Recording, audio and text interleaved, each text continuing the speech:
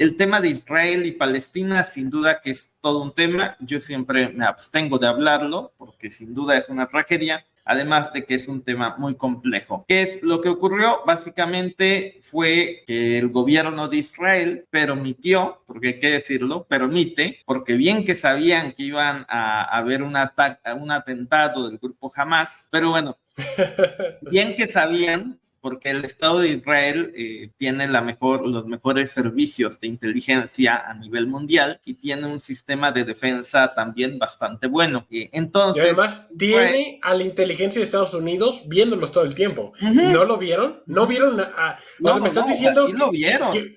No, Es o como sea, cuando... Ajá. o sea, aquí me burlan la narrativa de dicen, es que fue un ataque sorpresa. O sea, estos cuates de Palestina no es que tengan un ejército tan avanzado como lo de Rusia. Son personas que hasta cierto punto están en guaraches y con su AK-47 y con eso se la avientan. Bueno, ya sabemos que tienen armas que supuestamente Estados Unidos envió a Ucrania y que terminaron allá. Curiosamente, Estados Unidos nuevamente armando los dos bandos. Pero como tú dices, o sea, a mí me cuesta trabajo entender cómo supuestamente se filtraron. Perdóname, continúa con la O información. sea, y esto nos recuerda, por ejemplo, cuando fue el atentado de Pearl Harbor, que también Estados Unidos no lo vio venir, o el atentado del 9/11, que también Estados Unidos no lo vio venir, pero que al final, pues aquí Israel no ve venir esta situación, pero si te das cuenta lo que pasó después del 9/11 o después de Pearl Harbor, lo que vino fue la guerra, en toda la extensión de la palabra. Yo creo que el escenario global, o sea, si tú ves el escenario donde donde Estados Unidos ocupa una guerra para romper la alianza entre China, Arabia Saudita y Rusia, y aparte ves que Estados Unidos ya no puede con su deuda, y aparte que está el mercado de bonos que se desplomó, pues tenemos condiciones geopolíticas y financieras listas para la guerra. O sea, lo único que te faltaba era la chispa, ¿no? Y la chispa fue lo que ocurrió casualmente el pasado 7 de octubre, donde hay que decir que muchos de los que murieron eran extranjeros, no era gente de Israel, era gente que se le ocurrió ir a un concierto al sur de Israel y que fueron literalmente masacrados por el grupo de Hamas. La pregunta que sigue es ¿qué viene? O sea, ¿qué va a pasar ahí en Medio Oriente? Y pues lo que va a pasar es que la guerra se te puede salir de las manos. Si Israel entra a la franja de Gaza, se va a meter en el conflicto el grupo de Líbano, de Hezbollah, tienes a Siria también ahí metido, tienes... ¿Ves Egipto entrar o ellos se van a retener? Egipto también. De hecho, fíjate que en la guerra del Yom Kippur, Egipto entró en guerra con Israel. O sea, Y Egipto. fue Y de los que hecho, más le dieron batalla. Egipto y Siria, es curioso, Egipto y Siria fueron alguna vez un solo país, a pesar de que están en continentes, uno está en Medio Oriente y el otro está en África, eran un solo país, Egipto y Siria, y ambos fueron a la guerra contra Israel en los 70, en el 73.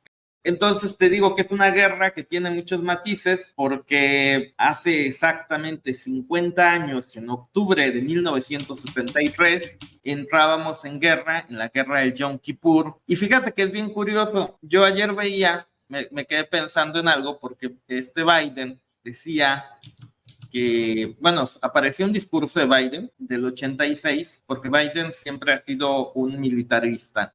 Biden en el 86, cuando todavía estaba joven, más que ahora, en esa época dijo que si no existiera el Estado de Israel, habría que crearlo. Y fíjate que uno luego no entiende ese punto, porque si tú te fijas en un mapa y ves cómo está Israel y el Medio Oriente, en general, todo el Medio Oriente son países árabes. O sea, Irak, Irán, bueno, es el mundo árabe, el Medio Oriente. Y el único país que representa a Occidente es Israel. Israel es como una franja que está ahí metida, que representa a la fuerza. Occidente. No me voy a meter en cuestiones religiosas si el Estado de Israel debe de existir o no. Eso es todo un tema, pero en el aspecto de, si tú lo ves desde el punto de vista bélico, Cuando se crea el petrodólar, lo que Estados Unidos les dice a los países árabes es que pues si acceden a aceptar el petrodólar, los va a defender. ¿De quién? Pues Israel. O sea, es lo curioso. Es como, ¿por qué Arabia Saudita? ¿Por qué Arabia Saudita va a aceptar el petrodólar, el sistema del petrodólar? Pues porque hay un enemigo de Arabia Saudita ahí en Medio Oriente, que es Israel.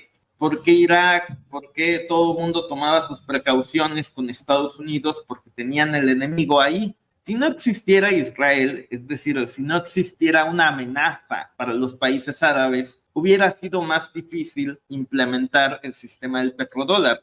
Por eso, cuando se implementa el sistema del petrodólar en el 73, pues ocurre una guerra. Israel va a la guerra contra estos países, contra toda la Liga Árabe, porque al final todo este tipo de cuestiones económicas solamente se aceptan por medio de la guerra.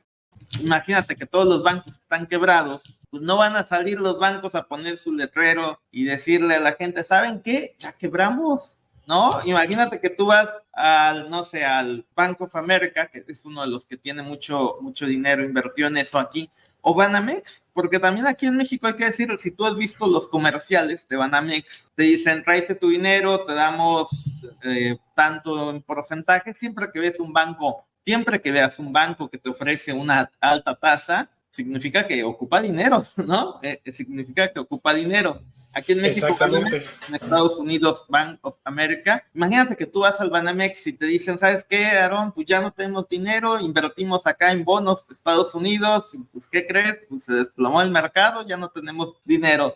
Pues, ¿qué va a pasar? Eso no pasa en la vida real, ¿no? ¿Qué pasa? Pues la guerra. O sea, cuando hablamos de la caída de los bonos, sí tiene sentido hablar de Israel y de la guerra. Por eso yo creo que sí estamos hablando de eso porque todo va en conjunto. Si Estados Unidos se está desacelerando y en estos momentos no solamente los bancos están en quiebra, la Reserva Federal está en quiebra. Ellos no tienen ahorita cómo pagar. Se supone que anualmente le pagan al Tesoro de Estados Unidos una cierta cantidad, si es que hicieron dinero, pero ellos son los que ahorita están más quebrados de todos los bancos.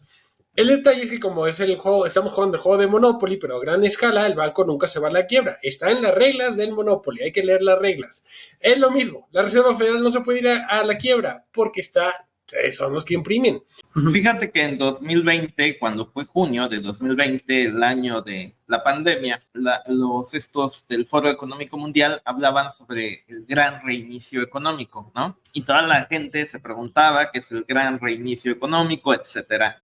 Bueno, el gran reinicio económico, cuando tú hablas de reiniciar la economía, significa una gran destrucción de deuda y una gran destrucción de riqueza. O sea, destruyes deuda y riqueza al mismo tiempo. Entonces, no es nada bonito. Tú dices, ay, pues sí, hay que acabar con las deudas de Electra.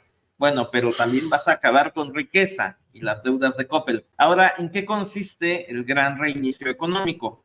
Yo siempre he dicho que solamente hay dos formas de acabar con las deudas. La primera es que todos nos unamos y vayamos a quemar un Electra o los Coppel, ¿no? Y ya una vez que acabas con el que emitió la deuda, pues acaba la deuda.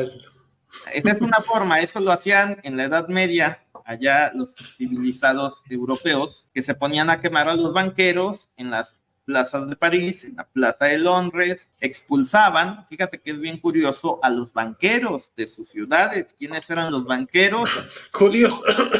Los judíos, el Estado de Israel, a ver si no nos censuran. Entonces, el Vaticano decretaba el jubileo cada 50 años, destruir riqueza y deuda, pues por eso no prosperaban en la Edad Media, porque les aplicaban un jubileo totalmente destructivo. Y pues el pueblo judío era expulsado porque eran los banqueros, porque luego mucha gente se pregunta por qué expulsaban a los judíos, era porque expulsaban realmente a los banqueros. Imagínate que en la Edad Media los únicos que podían prestar dinero eran los judíos y que todo el pueblo le debía dinero a los judíos. Entonces, si tú expulsabas a los judíos en automático, pues ya no tenías a quién pagarle la deuda, toda la gente aplaudía. De hecho, el último reseteo económico fue en 1492 en Castilla. allá en España, cuando se decreta la expulsión de los judíos en lo que es hoy España, en Castilla, que coincide curiosamente con el descubrimiento de América. Pero bueno, cuando obviamente esto de expulsar al banquero, pues tiene su lado negativo de que pues nunca vas a prosperar, ¿no? La Edad Media te frenaba, no prosperas.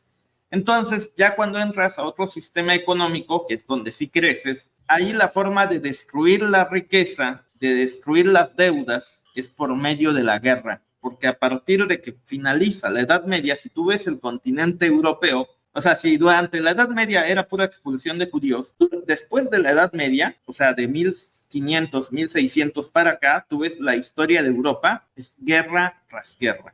Y todas las guerras era reinicio económico. O sea, cada guerra era una forma de reiniciar la economía. La Primera Guerra Mundial, el último gran reinicio económico fue la Segunda Guerra Mundial, porque evidentemente, pues, si murieron 70 millones de europeos, ¿cuánta deuda no fue destruida?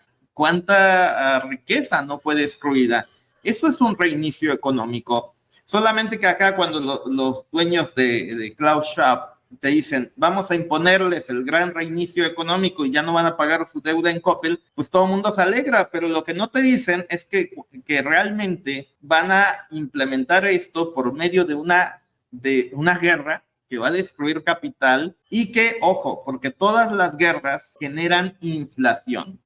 Todas las guerras. Y la forma de destruir la deuda en este sistema es por medio de la inflación. Entonces, cuando realmente te dicen un gran reinicio económico, significa que te van a destruir la deuda por medio de la inflación. Aquí en México, fíjate, en México cuando era la época del PRI, porque hay que recordar que en los 70 es cuando se vienen las crisis económicas, en los 70 y los 80, que es cuando aparece esto de la crisis sexenal, que cada sexenio llegaba el presidente, devaluaba la moneda. Pero ¿por qué ocurrían todas esas crisis? Pues porque el contexto geopolítico era muy complejo.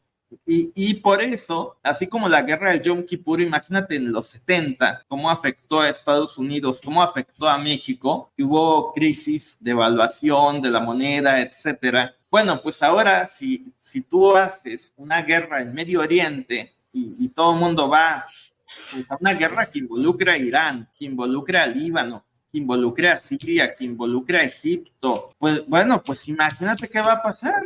Simplemente el precio del petróleo se te va a multiplicar, yo creo que fácil por 2 o por 3. Bueno, aquí en México imagínate que mantengan el precio, pero que hubiera escasez de gasolina, la inflación se te iría a las nubes. Si hay escasez de gasolina por un conflicto bélico, va a haber una inflación muy elevada y eso sube los tipos de interés y bueno, pues te destruye la deuda, porque hay que decirlo, esto es importante que la gente lo sepa. Si tú tienes un crédito Infonavit a tasa fija del 7% y la inflación se dispara al 90%, pues técnicamente tu deuda está siendo destruida. ¿Sí te das cuenta de eso, no? Tu deuda es destruida.